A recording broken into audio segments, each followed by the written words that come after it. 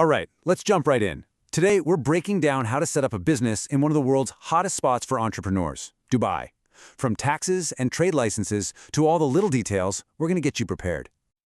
Okay, let's start with the number that gets everyone's attention, 9%. That's the corporate tax rate. Now that's already incredibly low on a global scale, but here's the real kicker. If your business's taxable income is under 375,000 dirhams, that's just over 100,000 US dollars, you pay zero.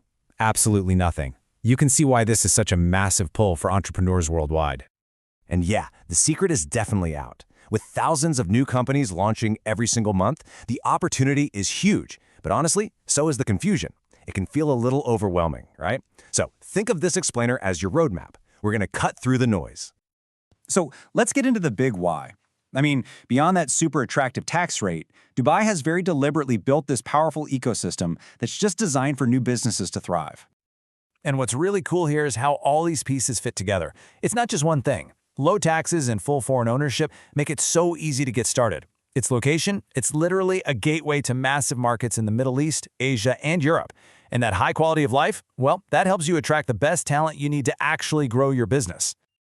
Okay, so you're sold on Dubai. Awesome.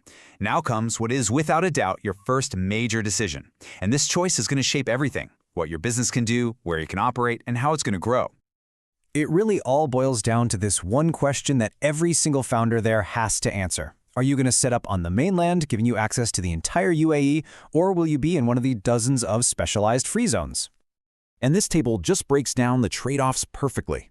A mainland company, that gives you the keys to the kingdom. You can trade anywhere in the UAE. You can even bid on big government contracts, but you have to have a physical office. A free zone, on the other hand, guarantees you 100% foreign ownership and offers way more flexibility with things like virtual offices, but it does limit your access to that local market. Now, let's get into the nitty-gritty. No matter which path you take, mainland or free zone, the basic steps to actually getting your company registered are pretty much the same for everyone.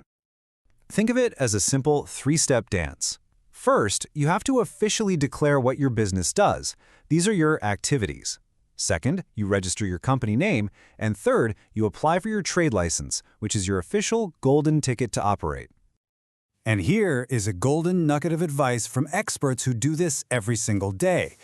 Keep your business activities focused. Don't go crazy listing 10 different things.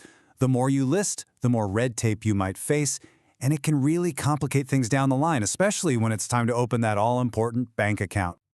All right, lean in for this one. This next section could literally save you thousands of dollars and a ton of stress. You see, the first price quote you get for setting up your business, that's often just the tip of the iceberg. And look, this is not a hypothetical warning. This is a real quote from a real entrepreneur, Mabel Golden. She had to shut down her first company because of all these unexpected costs that just piled up. So believe me, hidden fees aren't just an annoyance. They can totally sink your business before it even has a chance. So how do you avoid that trap? Simple.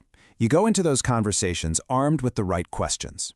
These are the non-negotiables. You have to ask, will my license fee go up if I hire people? Will I be forced to rent a big office if my team gets bigger?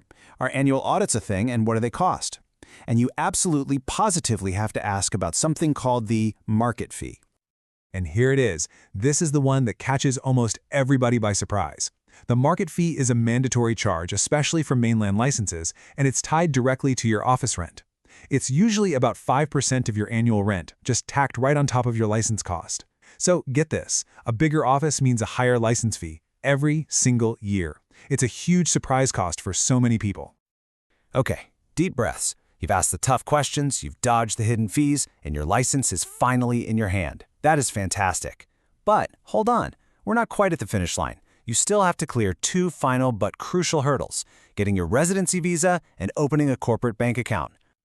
The good news is the investor visa process is pretty straightforward. It's a clear four-step process. It all starts with an e-visa so you can get into the country. Then you do what's called a change of status once you're there, followed by a quick, mandatory medical test. The final step is giving your fingerprints and photo for your Emirates ID, which is going to be the most important piece of identification you have in the UAE. Now, for the bank account, honestly, this can be a major bottleneck. A traditional local bank can easily take 2 months, maybe even longer, to get you set up. 2 months! That's why a lot of new businesses are starting with a digital bank like Weo. You can get an account up and running in about a week. That means you could start sending and receiving money almost immediately, while you work on getting that traditional bank account opened up in the background. Phew, okay, we have covered a ton of ground. We've talked about the opportunity, that first big decision, the setup process, how to spot hidden costs, and those final hurdles. Now it's about turning this plan into action. If there's one thing you take away from all this, let it be this.